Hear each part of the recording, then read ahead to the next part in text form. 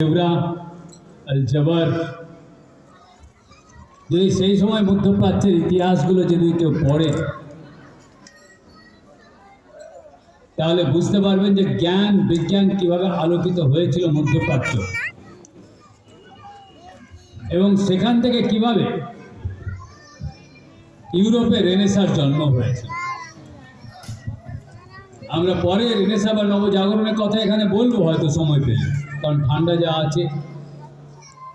কিন্তু ইউরোপে গ্রিস থেকে সূচনা হয়েছিল, রোমে যা পূর্ণতা প্রাপ্তি হয়েছিল, কিংবা বাংলার ক্ষেত্রে রামমোহনে যার সূচনা হয়েছিল, রবীন্দ্রনাথে যা পূর্ণতা পেয়েছে। তো সেটা হচ্ছে সেই সময়কার ইতিহাস, ইসলামের জ্ঞান বিজ্ঞান আধুনিক সমস্ত ক্ষেত্রে তার ইতিহাস। মঞ্চে উপস্থিত আছেন রামকৃষ্ণ মিশন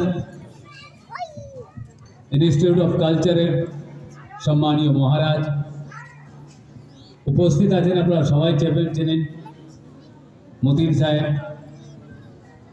দেবারুণ সাহেব, অন্যান্য যারা আছেন আমি আর পরপর নাম করলাম না।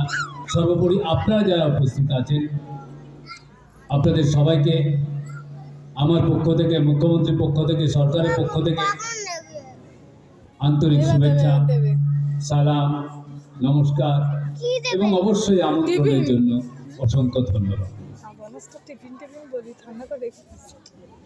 সেই পুরনো কথাগুলোই আছে, আচ্ছা হবে নি এখন না যে